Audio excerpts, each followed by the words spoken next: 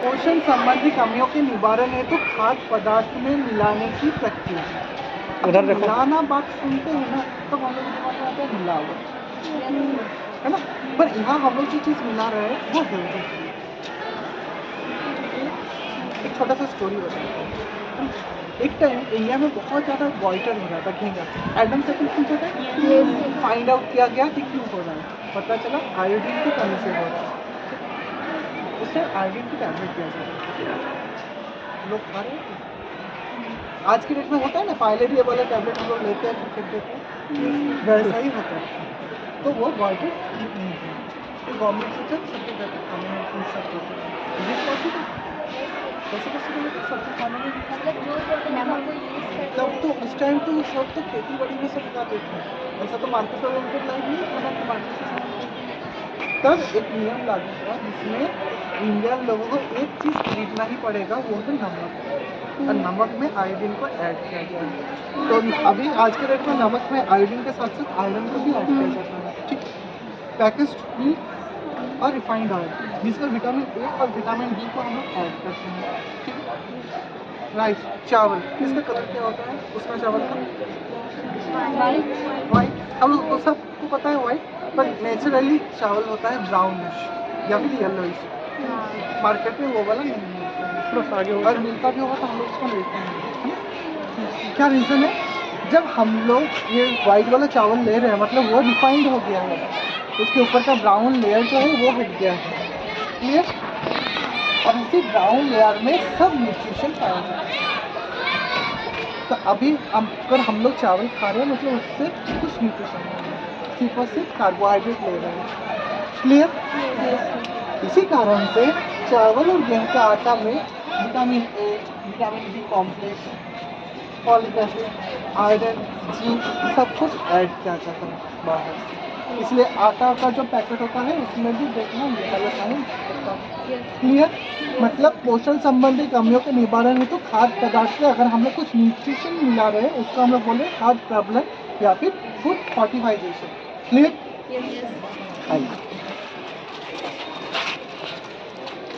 इसमें थोड़ा विटामिन होता है।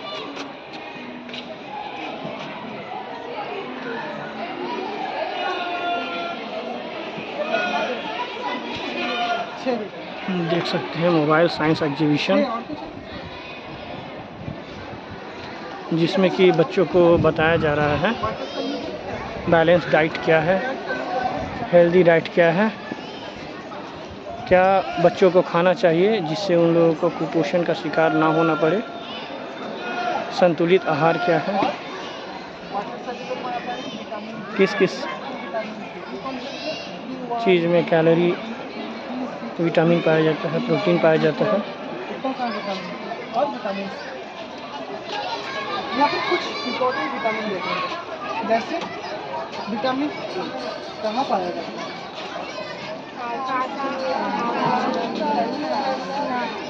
फलसा, पियर होता है ना, वही फलसा है।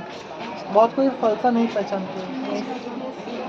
ब्लैक करेंट फ्लेवर सबका है, आइसक्रीम में फ्लेवर आता है ब्लैक करेंट, पेस्ट्री में आता है, वही है फलसा। झारखंड में तो मतलब जंगल में बहुत पाया जाता है। B1 काजू, आंवला, नींबू, अनार, फलसा, बादाम। विटामिन B2 काजू, आंवला, नींबू, अनार, अमरूद, लौकी, बादाम। विटामिन B3 काजू, आंवला, नींबू, अनार, अमरूद, फलसा, फिर लौकी और बादाम, ठीक है। और विटामिन C आंवला, नींबू, अनार, अमरूद, फलसा, एक चीज़ नोटिस की है आपने, आंवला में ये 500 के 500 विटामिन इधर देखेंगे आप लोग मिनरल, मैग्नीशियम, रागी, राजमा, खीरा, पालक, फूलगोभी, पत्ता गोभी, अखरोट। Sodium most important mineral of our body, बहुत इम्पॉर्टेंट है सोडियम। रागी, खीरा, पालक, फूलगोभी और पपीता। सर ये रागी क्या है? रागी हम बोले ना उधर,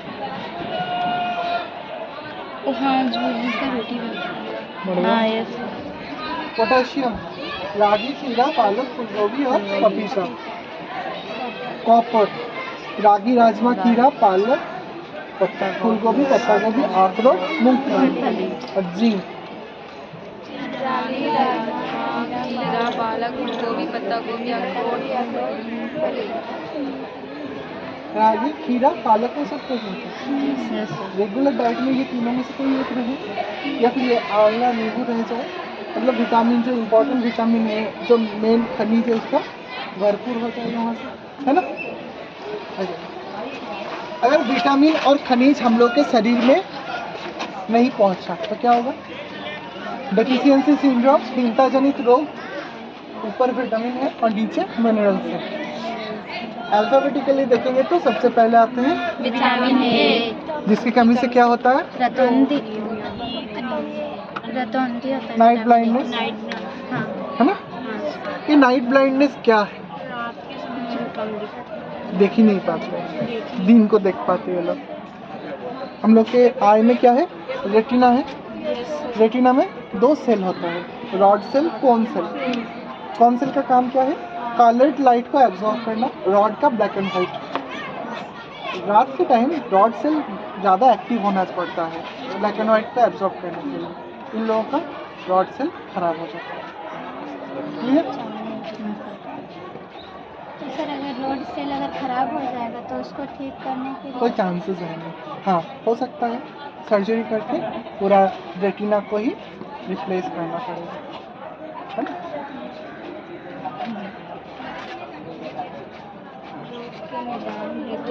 मतलब गाजर, पालक, पपाया, ठीक है। उसके साथ साथ वहाँ हम लोग देखे थे काजू, आंवला, फलसा, इसमें विटामिन ए पाया जाता है, ये सब खाना पड़ेगा। अच्छा, इंडिया का नेशनल फ्रूट क्या है? मैंगो। National vegetable? वो तो बाहर से आया है।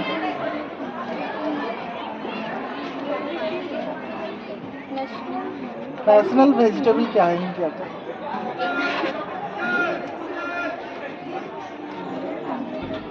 नेशनल फ्लावर पता है, नेशनल एनिमल पता है, नेशनल फ्रूट पता है ना। नेशनल गेम पता है, पर हम लोग को नेशनल वेजिटेबल्स ही पता नहीं इंडिया का। ऐसा ही होता है, सही है। पम्पकिन पता है, कोहरा, वही नेशनल वेजिटेबल है इंडिया का। उसमें बहुत ज़्यादा मात्रा में विटामिन ए पाया जाता है, ठीक है। अब विटामिन B1, इसकी कमी से होता है बेरी। ये हम डिटेल में नहीं जा रहे क्योंकि ये सिम्टम आप लोगों को पता है ना। और B2 की कमी से होता है पेलेग्रा। मोस्टली बच्चों को ही पेलेग्रा होता है। स्किन डिजीज, उसके साथ साथ एब्डोमिनल प्रॉब्लम भी होता है पेलेग्रा में। ठीक कैसे कर सकते उसना चावल, ड्राई फ्रूट्स और एग, ये होता है विटामिन B1, मतलब बेरी। और क्या है? स्वीट पोटैटो, बीन्स और पीनट्स। ये सब खाने से बच्चा हेल्दी होगा, मतलब पेलेग्रा टाइप का डिजीज से वो बच जाएगा। क्लियर? अब विटामिन सी की कमी से क्या होता है? गम ब्लीडिंग होता है, दांत गिर सकता है, टूट सकता है, उसके साथ साथ स्किन में ऐसा रेडिनेस, ठीक है। गम ब्लीडिंग वाला प्रॉब्लम तो कम होता है, स्किन में बहुतों को देखना पैरों में, हाथों में ऐसा स्कार हो गया है ब्लैक रेड टाइप का, मतलब विटामिन सी की कमी है। कहाँ मिलता है vitamin C? All kind of citric fruit जो होते हैं, मतलब नींबू फैमिली का जितना मेंबर्स है ना, उसके साथ साथ टमाटर, अमरूद, उधर हम लोग देखे थे अनार, सेब, फलसा, ग्रेप्स में भी होता है। और विटामिन डी की कमी से होता है रिकेट्स, ये भी बच्चों को होता है। बोन प्रॉपरली डेवलप नहीं हो पाता है, वो बेंड हो जाते हैं। विटामिन डी कहाँ मिलता है? सनलाइट। इसके अलावा milk product, egg York, orange juice. Vitamin के, ये भी बहुत इंपॉर्टेंट विटामिन है, जिसके कमी से होता है हेमरेज। मतलब हेमरेज क्या होता है? कंटिन्यूस ब्लीडिंग होता रहता है, ब्लड क्लॉट नहीं हो पाते हैं। ये इंटरनल भी हो सकता है, एक्सटर्नल भी हो सकता है, मतलब हम लोग को उंगली कट जाएगा तो ब्लड क्लॉटिंग नहीं होगा, ठीक है। फूल गोभी, मटर और पत्ता गोभी में मिलता है हम लोग को विटामिन के। ये तो 3 एग्जाम्पल दिया हुआ है, इसके बाहर भी बहुत फ्रूट्स और वेजिटेबल्स को ये विटामिन हम लोग को मिल सकता है। क्लियर? अब नीचे देखेंगे हम लोग मिनरल्स। हम लोग के शरीर का सबसे इम्पोर्टेंट मिनरल क्या है? बोलो। बताइए। हम लोग के शरीर का सबसे इम्पोर्टेंट मिनरल्स क्या है? पोटेशियम। आप क्या बोला? आयरन। सबसे इम्पोर्टेंट तो आयरन है, इसीलिए तो आयरन की टैबलेट दी जाती है ना मोस्टली वुमेन्स को, गर्ल्स को, है ना। आयरन की कमी को हम लोग क्या बोलते हैं? उस डिजीज का नाम क्या है? एनीमिया, लैक ऑफ हीमोग्लोबिन बोलते हैं ना, एनीमिया, रक्तहीनता भी बोलते हैं। मतलब शरीर में ब्लड सेल जो है आरबीसी, रेड ब्लड सेल, वो कम हो जाते हैं। ठीक है, इससे क्या क्या प्रॉब्लम होता है? वीकनेस हो सकता है, सर दर्द हो सकता है, चक्कर आना, ये सब होता है। उसके साथ साथ देखो हाथ पैर पीला पड़ जाता है, और मेन प्रॉब्लम है सांस लेने में दिक्कत होती है। क्यों? क्योंकि हम लोग जो ब्रीदिंग कर रहे हैं ना, ऑक्सीजन इनहेल कर रहे हैं, कार्बन डाइऑक्साइड एक्सेल कर रहे हैं, तो ये ऑक्सीजन और कार्बन डाइऑक्साइड को कैरी कौन कर रहा है शरीर में? हीमोग्लोबिन। मतलब आयरन की कमी, हीमोग्लोबिन की कमी, तो ऑब्वियसली हम लोग को सांस लेने में दिक्कत होगी। आयरन कहाँ मिलता है? पालक में है, सहजन में है, वो तो है ही, खजूर, अनार, किशमिश। ठीक है, इसके साथ साथ अमरूद में है, सेब में पाया जाता है, कटहल में पाया जाता है, कच्चा केला में बहुत ज़्यादा मात्रा में पाया जाता है। और डुमर पता है? फिर डुमर नहीं पता? अच्छा, कैसे पता करेंगे इसको? हाँ, फल से तो जैसा देखने में होता है, पेड़ में होता है फल, तो उसका फूल जो है वही फल के जैसा दिखने में होता है। ये सब में बहुत ज़्यादा मात्रा में क्या मिलता है? आयरन मिलता है। अच्छा, एक और चीज़, जो फ्रूट्स काटने के तुरंत बाद काला हो जाता है, उसमें आयरन की मात्रा ज़्यादा रहता है। जैसे केला, सेब, पता है ना, अनार। आयोडीन, इसकी कमी से घेंगा। आयोडीन कहाँ मिलता है पहले बताओ, उसके बाद बताओ। नमक में तो नमक में मिला है। यहाँ पर देखो, सी फूड्स है ना, मतलब फिश, क्रैब, प्रॉन, सेल, ये सब में होता है। क्या है? कौन? दही। नमक है नहीं, क्यों? नमक एक्सटर्नली उसमें ऐड कर रहे हैं, नेचुरली तो नहीं मिलता है ना। फ्लोरीन, इसकी कमी से दांतों में है। किसी का दांत ऐसा? अगर नहीं बनाना चाहते हैं तो बीटरूट, पालक या मछली खाना होगा। क्लियर? कैल्शियम की कमी यानी हड्डियों में कमजोरी 40 के बाद ज़्यादा हो रहा है। घुटनों में दर्द, इजीली बोन टूट जाना, बोन डेंसिटी कम हो जा रहा है, हड्डी में क्षय हो रहा है, बहुत पेन होता है ना। क्या खाना पड़ेगा? बादाम, ब्रोकली और दूध पीना है। पोटेशियम की कमी से मसल क्रैम्प, हम सबको होता है मसल क्रैम्प, विंटर के टाइम में बहुत ज़्यादा होता है। बनाना, आलू और राजमा। जिंक, एक और इम्पोर्टेंट मिनरल, भूल जाते हो जल्दी जल्दी? बहुत ज़्यादा चिड़चिड़ापन होता है, है ना। इम्पेशेंस हो बहुत ज़्यादा, पेशेंस रहिए। इंटरनेट स्लो चल रहा है, क्या करेंगे क्या नहीं करेंगे ऐसा लगता है ना। इंडिया का 90% लोग जो पॉपुलेशन है वो डिप्रेशन में है, मतलब एकदम छोटे बच्चे को छोड़ के बाकी सब हम लोग डिप्रेशन में है, मतलब मानसिक रोग। ठीक है, और वो है जिंक की कमी से। नॉट ओनली जिंक की कमी, एक और भी चीज़ है जो है स्मार्टफोन, है ना।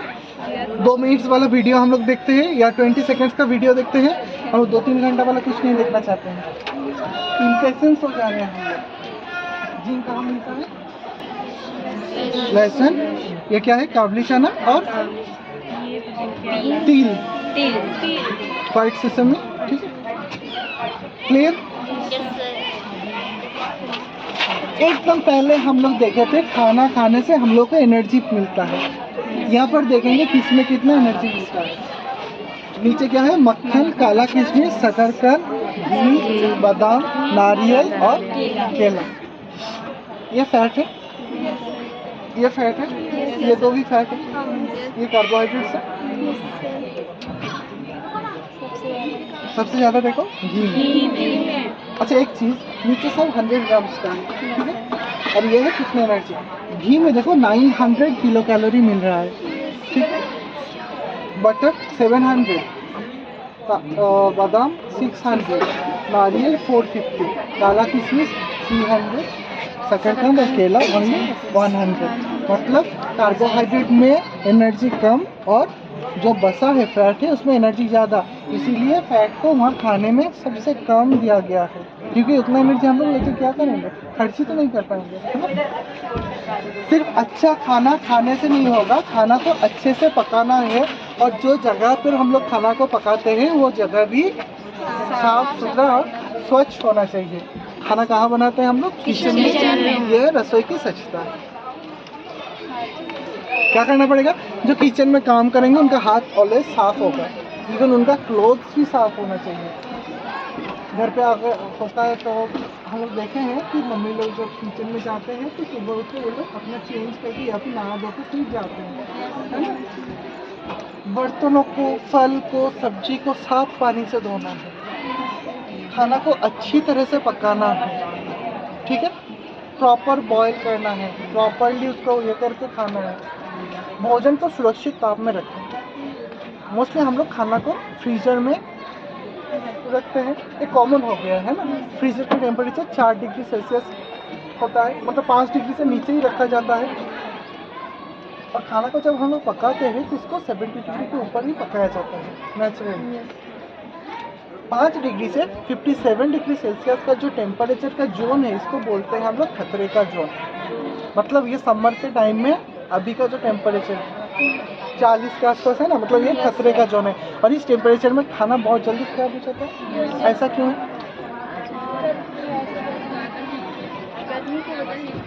खाना को खराब कौन करता है? बैक्टीरिया, वही तो डिकम्पोज करते हैं। ये उनको ग्रो करने के लिए, या फिर बैक्टीरिया तो क्या करते हैं, मल्टीप्लिकेशन करते हैं ना, 1 से 2, 2 से 4, 4 से 8 ऐसे चलता रहता है ना, तो वो बहुत फास्टेट हो जाता है। मतलब ये उसका फेवरेबल कंडीशन है ग्रो करने का। क्लियर हो गया? कच्चे एवं पके हुए भोजन को एक शब्द ना मिला है, ऐसा क्यों? खाना पक गया है, टेबल पर रखे हैं, ऊपर से धनिया पत्ता डाल रहे हैं, अब बिग नो। क्यों? क्योंकि जब खाना पक गया है तो उसमें बैक्टीरिया खत्म, धनिया पत्ता में बैक्टीरिया, धोकर बैक्टीरिया को हम लोग हटा नहीं सकते हैं, ये तो पता है। हाँ?